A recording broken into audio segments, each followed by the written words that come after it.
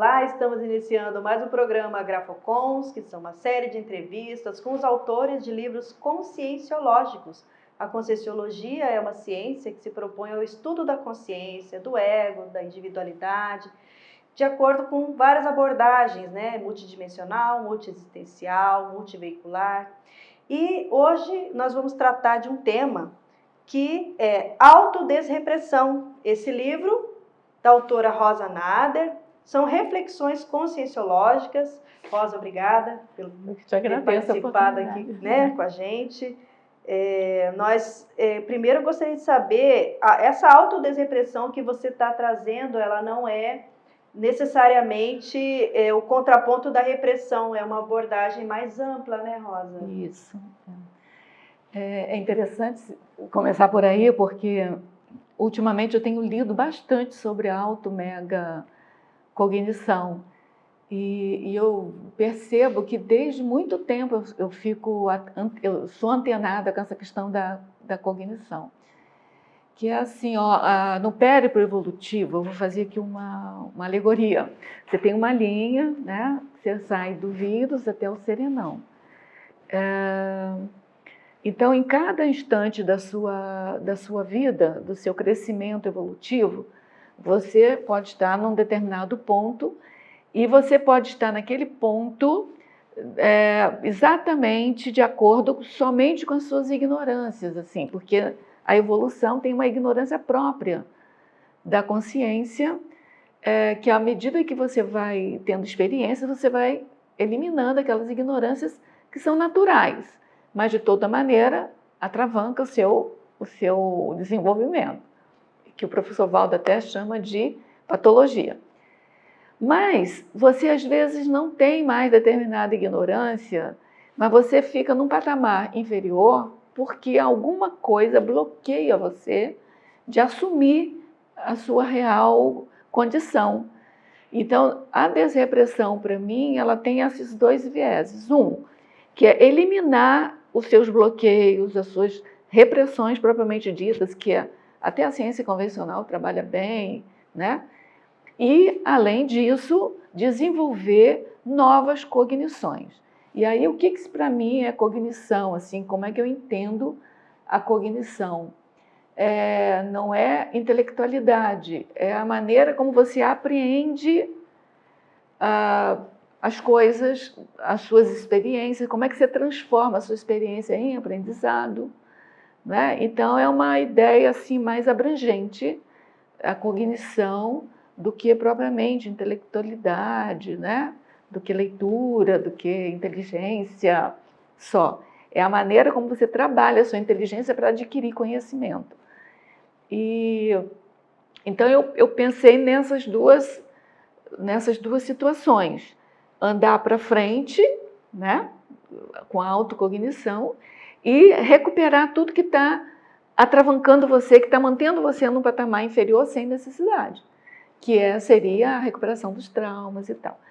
E aí tem uma nova expressão que eu vi há pouco tempo, inclusive não está no livro, que é a auto-mega cognição. Esse auto é porque é a cognição da própria pessoa, né? Eu estou tratando da própria pessoa que está interessada em desenvolver a autodesrepressão. E o mega não é de grande só, é de cognição interdimensional, multidimensional. Não só na intrafisicalidade, como na multidimensionalidade também.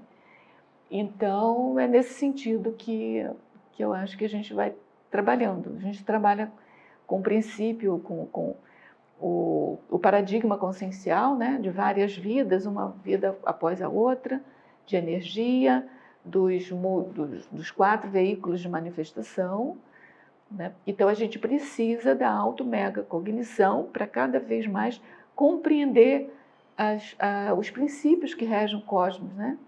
O que é fazer assistência, por exemplo? Se você não entende a lei de causa e efeito, não entende a paradireitologia, que é o direito de todo mundo, e não chega no seu para-dever, você não consegue fazer uma assistência de bom calibre, né? de alcance bom para o Agora, outro. essa desrepressão, ela já vai ocorrendo ao longo da evolução? Como que é? Você tem um capítulo aqui que é a vida multiveicular. Isso. Tem relação, então, com essa troca dos veículos? Como que se dá? Isso, exatamente, a gente vai trazer, nós somos o resultado de nós mesmos, né? Nós viemos em várias vidas, cada vida a gente teve uma cultura, a gente teve uma família, a gente teve as instituições, a gente teve a sociedade, tudo isso contorna a nossa personalidade, cada vez mais eu entendo isso. E a genética também, mas a genética, assim, até a ciência convencional está chegando à conclusão que a genética ainda é menos influente do que a epigenética, que é o contexto, né? A nosologia interfere na construção do indivíduo.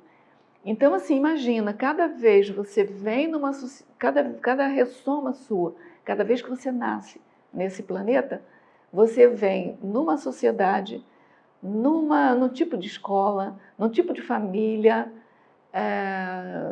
no tipo de regime social do país que você está vivendo, com toda a sua bagagem anterior.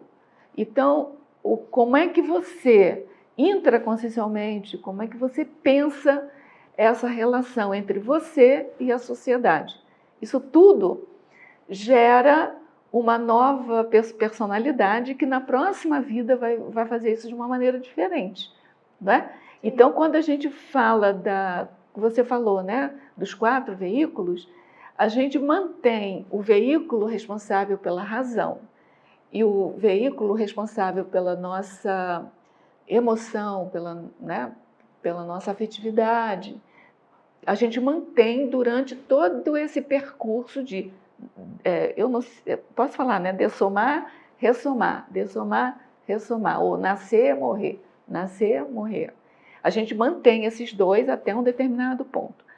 Enquanto que o corpo físico, esse que a gente pode tocar agora, e um corpo de energia que liga esse corpo físico a todos os outros dois, eles, a cada dessoma, a cada morte, eles são desativados e são construídos por uma nova vida. E é exatamente o grande ganho da gente, eu chamo de parafisiologia, né? Que ela força você, de alguma maneira, a evoluir sempre. Embora pouquinho, às vezes, ou às vezes assim com um decréscimo de uma vida para outra, mas assim, ao longo do périplo evolutivo, mesmo você tendo recaídas em vidas assim, né, que a gente chama parênteses patológicos, né, você pode, o somatório é sempre ascendente. Agora, o papel da gente aqui na Conscienciologia é, já que a gente está fadado a evoluir, vamos evoluir rápido, né? Então vamos estudar para a gente evoluir cada vez mais rápido. E o como você também traz aqui. Sim, aí a gente traz aqui, no caso da repressão, né? Porque assim, o livro é Autodesrepressão, mas eu trabalho uma parte da repressão e depois, no final, eu trabalho a desrepressão total, né? Eu começo com desrepressão, passo para repressão, o que atravancou a gente, possivelmente e que atravanca ainda, né, o desenvolvimento da gente, e depois eu passo para lá. Então, Rosa, nós vamos dar agora o nosso intervalo, nós retornaremos daqui a pouco com mais Grafocons, falando com Rosa Nader sobre autodesrepressão. Grafocons conversa com Rosa Nader sobre o livro Autodesrepressão, Reflexões Conscienciológicas. E a Rosa, você estava falando então sobre um ciclo, né? O ciclo da repressão que gerou depois o trabalho da desrepressão de um modo mais abrangente, que a repressão consciencial, quando ela é muito bem elaborada, você pode não perceber que você tem aquela repressão pontual ali. E aí, como é que você então vai descobrir que você tem repressão se você não sente reprimida? Então, tem uma pesquisadora, que é a Karen Horney, né? Que eu vi no livro dela e achei bem interessante. Ela diz assim, são os nossos conflitos íntimos que indicam que você tem algum nível de repressão. Então, se você tem algum tipo de conflito, você tem algum tipo de repressão. Aliás, o professor Valdo cansava de falar isso também. O que aconteceu foi que a minha experiência aqui na Conscienciologia, junto com as coisas da Conscienciologia e as devolutivas do professor Valdo para mim, encaixaram na teoria da Karen Horney, que ela é bem antiga, ela não é recente, não. Mas, segundo eu tenho a informação, ela é a base, dessa psicologia positiva que tem agora. Bom, então, continuando aqui. Então, a repressão, se você é bem reprimida mesmo, você não sente que é reprimida, você nega que é reprimida, quem vai mostrar o teu nível de repressão são os seus conflitos íntimos. E também o conflito íntimo pode estar muito bem guardado, então, muito bem camuflado, assim, então você também pode não se perceber dos seus conflitos. Então, o que é que vai indicar que você tem esse conflito íntimo? São as suas incoerências.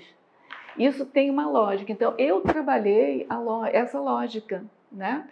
Porque a repressão, o que é? É você tentar esconder uma coisa que está te chateando muito, né? Que está te reprimindo, e aquilo fica intoxicando você lá. Assim, aparentemente você não tem mais aquilo, mas você fica com aquela toxina, né? É inconsciente ou é Pode consciente? ser, assim, na hora que você tenta esquecer aquilo, camuflar aquilo, é um ato consciente, mas depois torna-se inconsciente. Você já trabalha aquilo como se aquilo fosse uma verdade. Sabe aquela falsa memória? Que você tanto acredita que aquilo acontece, que aquilo vira uma verdade?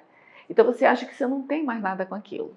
Só que imagina, aí você vai pensionizar, você vai trocar os seus desejos, as suas vontades, você vai obstruir, né, as suas vontades pela repressão, porque a repressão é isso, você mata as suas vontades, mata os seus desejos. Aí você entra em conflito com você mesmo. Você quer uma coisa, mas na verdade você pensa que não quer. Aquilo gera um conflito. Na hora que você está pensando, né, você expõe a sua vontade, entre aspas, a sua falsa vontade, né, reprimida. Aí normalmente você entra em incoerência. Então, quem é que detecta isso para você? Na verdade, é o outro. Seja o psicólogo, se você estiver fazendo psicologia, ou seja o conscienciólogo, ou seja quem está morando perto, com quem você está convivendo, em geral é o grupo evolutivo que detecta isso, né? E aí você vai retornando, tá certo? Então, assim, quando, por exemplo, o professor Valdo falou para eu estudar a repressão, eu não me sentia reprimida. Eu disse, onde que eu sou reprimida? Eu tive uma infância no interior, fazia de tudo, eu era livre, entendeu? Lá. Aí, à medida que eu fui estudando sobre repressão, eu entendi que era a família rígida, né? Super protetora. E aí, assim, era no meu pensamento. Eu tinha que pensar igual a eles, eu tinha que abrir mão do meu pensamento. E aquilo com o tempo, e é o que acontece com a maioria de nós, né? Seja na sociedade, para ser aceita socialmente, você vai mudando a sua forma natural de pensar. E aquilo com o tempo eu vi que era isso, que era mais na questão de pensamento, de liberdade pensênica. E agora, com isso me Rosa, ajudou. isso também pode ter uma relação com as memórias de retrovidas, né? Porque isso você citou um exemplo seu, né? Dessa liberdade de pensamento, dessa vida, mas quando a gente amplia para a multiexistencialidade... Com certeza, com certeza. Então, assim, eu tenho no livro 2 experiências retrocognitivas minhas, uma positiva e uma patológica, e que eu falo até nos cursos, assim, que independe, entendeu, da sua retrocognição ser positiva ou patológica. O que importa é o que você trabalha a partir daquela retrocognição. Então, eu tive, por exemplo, uma época da minha adolescência, assim, né? Que eu tinha retrocognição repetitiva, eu sendo torturada. E aí, quando adulta, assim, eu era professora universitária, mas assim, nas reuniões, assim, eu quase não falava, entendeu?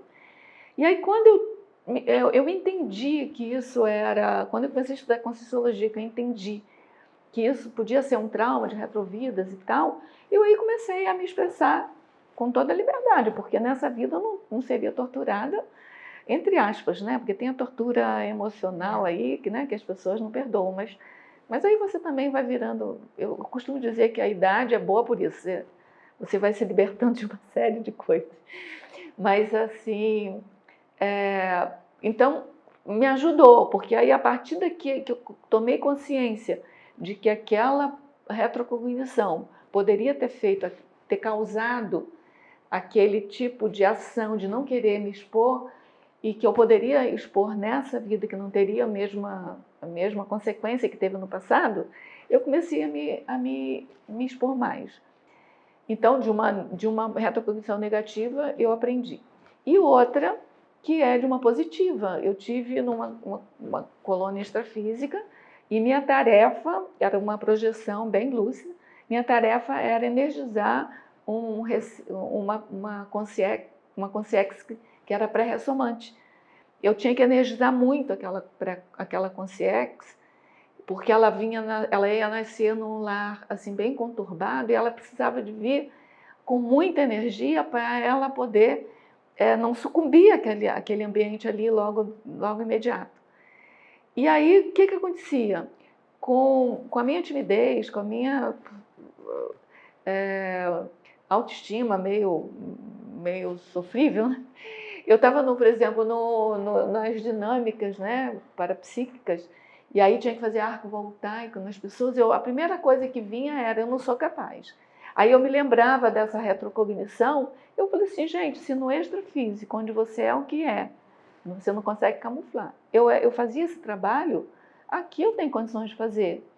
E aí eu comecei a enfrentar essa dificuldade e hoje eu não tenho mais essa dificuldade. Então eu gosto de citar que não é a retrocognição positiva, nem a retrocognição negativa que te faz superar determinadas situações de dificuldade nessa vida. É como é que você lida com o que você vivenciou, entendeu? E isso serve para daqui para diante, para você não ter nenhum outro trauma mais para frente, entendeu? Para você criar maturidade, para você lidar com as situações de uma maneira mais positiva, mais de aprendizado e não de embotamento. Essa lucidez é o que vai dar gabarito para que não ocorra o que aconteceu até essa vida, mas numa próxima ter um preparo maior, seria mais ou menos. E aí entra a questão da auto-megacognição, entendeu? Não adianta você ficar recuperando só os traumas,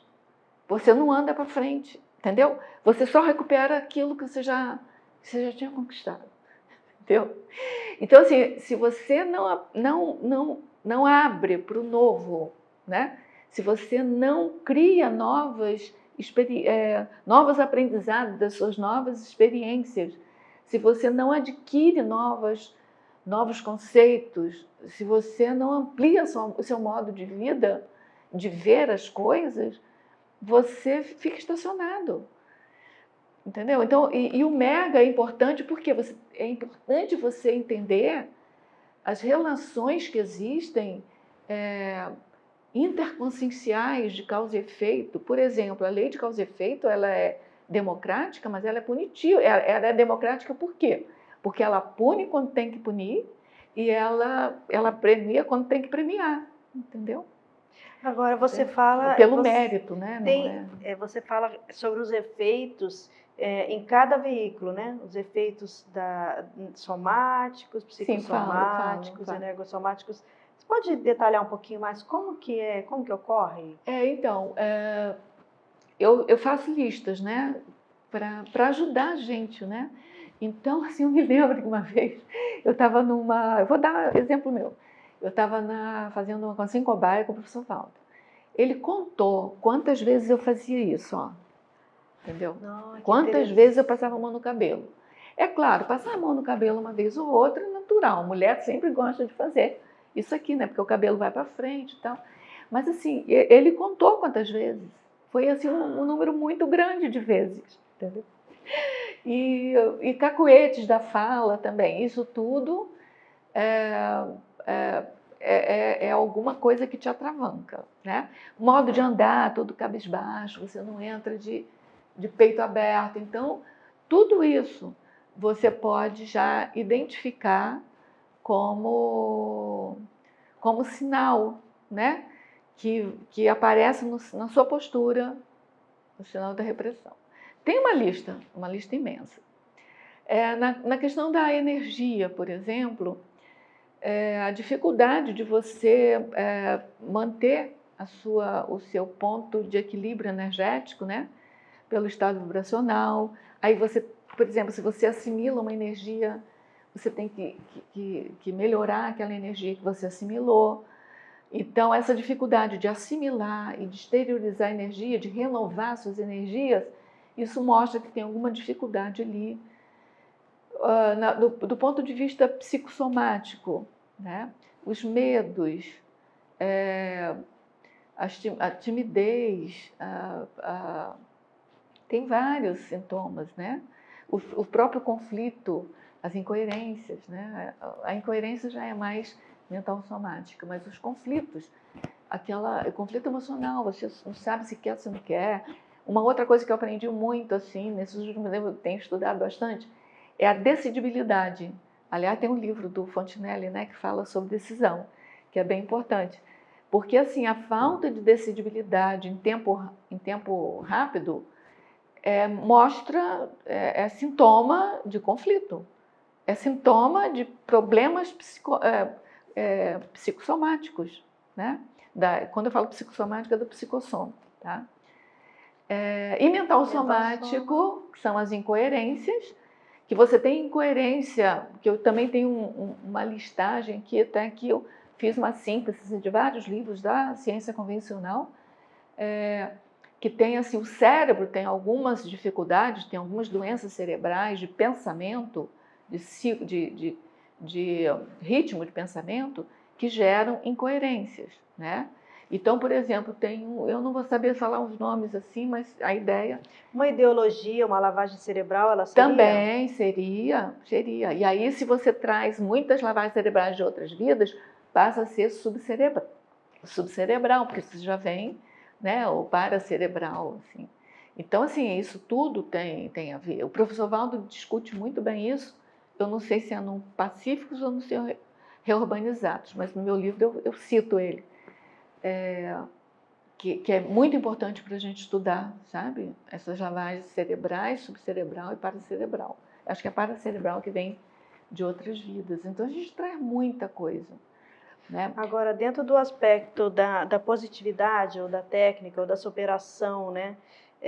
Como que ocorre, então, de fato, ou que tipo de exercício, como que a gente pode fazer para superar essa condição de maneira prática? Então, qual é a minha tese no livro? É assim, eu coloco várias listagens, a técnica que eu aprendi, né, de fazer as listagens, assim, me ajuda muito. E aí, qual é a minha tese principal? É que cada um de nós deve encontrar a sua própria técnica, aquela técnica que mais vá ao encontro das suas facilidades e dificuldades. Tem aquelas técnicas mais assim genéricas da Conscienciologia, que é descobrir o seu megatrafor, descobrir os megatrafares e pegar os seus megatrafores e superar, né? Procurar superar os seus megatrafares. Eu acho que isso assim, é a linha de fundo de toda a conscienciologia e a nossa vida. Mas assim, como é que você vai fazer isso? Sabe? Que tipo de problema eu tenho? Eu acho assim que a minha proposta essas enumerações podem ajudar, entendeu? E no final aqui eu tenho até uma enumeração que eu tinha colocado até no verbete meu, assim, de vários exercícios que para a gente fazer ainda aqui, sabe? Por exemplo, viver enquanto consciência, enquanto você está aqui, para ajudar. Porque se a gente está vendo múltiplas dimensões, a gente não está se preparando só para essa vida. A gente está se preparando para, quando dessomar, ter uma vida lúcida, com discernimento no extrafísico, para aprender mais as realidades do extrafísico, para quando retornar num patamar um pouco acima, né? Então, viver aqui, enquanto consciência, é um treino para você fazer isso. Procurar fazer o completismo consciencial, ou seja, aí a pessoa diz assim, mas eu não sei qual é a minha ProEx. Olha, tem algumas coisas que, mesmo que não seja da sua ProEx, vai dar certo. Por exemplo, escrever um livro, sabe? Fazer bastante assistência. Recompor com os recompor todos os seus problemas, né? Todos os seus desafetos, aprender o auto-imperdoamento e o hétero-perdoamento. Tem uma outra coisa também, estudar bastante a auto-mega-cognição. Estudar bastante. Há pouco tempo eu vi uma fala do professor Valdo dizendo que quem estudar bastante, por exemplo, o dicionário de argumentos, está se preparando para uma vida melhor no extrafísico, porque desenvolve a sua auto-mega-cognição. Entendeu? Então, assim, por que eu falo muito de auto-mega-cognição? Porque tem um para-direito, né? O direito de todas as consciências. A gente aqui no intrafísico fala muito isso, né? O meu direito termina quando começa o direito do outro. A mesma coisa no patamar, no âmbito multidimensional. Então, tem para-direito. Nós temos os nossos direitos e os para-direitos, e todo mundo tem os seus para-direitos. Na hora que você compreende um para-direito, você cria um para-dever para você. Porque se é para-direito da consciência assumir determinado, ou ter, né, conquistar uma determinada coisa, você tem que procurar. É um para-dever seu facilitar aquilo para outra pessoa, né? Na hora que você vê o seu para-direito de evoluir, um para-dever criado para você, de você evoluir. Então, assim, o último artigo que eu estou escrevendo, que eu estou terminando agora, eu chego à conclusão assim, e eu perguntei isso também ao professor Valdo, que eu tive essa ideia, e ele confirmou comigo que a lei de causa e efeito, a interassistencialidade, é uma mini quebra da lei de causalidade, né? Você revoga, é uma revogação de lei. Por quê? Porque você tem que estudar no outro o que é uma assistência verdadeira. Você perceber no outro o que o outro está fazendo, que vai, pela lei de causa e efeito, criar um efeito negativo para o outro, e você vai interferir na causa. Você vai mostrar para ele, esclarecer para ele, ou jogar energia para mudar aquela causa e transformar numa causa que seja que produza efeitos positivos para ele. Isso tudo para mim é desrepressão, entendeu? É a autodesrepressão, e a autodesrepressão te leva, né, assim, pelo para-dever, à heterodesrepressão. Ou seja, a autodesrepressão, ela tem um contexto aqui serexológico, multidimensional. As pessoas me perguntam assim, quando é que eu vou ficar desreprimida? Eu falo, lamento. Mas assim... Quando é que eu vou ficar desreprimida, Oda? Porque assim, como é que a gente lida aqui com os patamares? Assim, eu cheguei à conclusão, aliás, até conversando com uma colega nossa, que é a Kátia Aracaki, que antes da desperticidade, a gente pode dizer que a gente ainda tem repressão. Por quê? Porque antes da desperticidade, você sofre assédios, e o assédio coarta você, ele coarta a sua liberdade. Então, assim, não quer dizer que depois da desperticidade você está desreprimido, não é isso, mas antes, com certeza, você tem. Eu só vou ser desreprimida quando eu chegar serenona? Para mim, até pelo próprio nome, pela consciência livre. Poxa. Mas o serenão é a nossa cenoura, é o nosso exemplo, é a nossa meta, é onde a gente pode chegar, porque o serenão ele ainda tem os 4 veículos quando ele está ressomado, né? Ele ainda consegue portar ou os 4 veículos ou 2 veículos quando ele está com CIEX, mas ele pode ressomar. Então, a gente consegue se enxergar. Querendo ou não, algum nível de repressão somática que seja. Ele tem, porque se ele precisa de ressomar, o que é ressoma?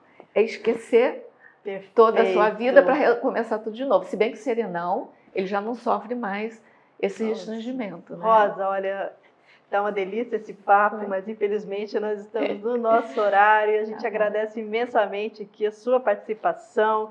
Estivemos hoje, olha, Rosa Nader falando conosco sobre autodesrepressão, programa Grafocons. Espera aí contar com a companhia de vocês para as próximas edições. Nos despedimos então. E eu agradeço a todos vocês aí pela oportunidade.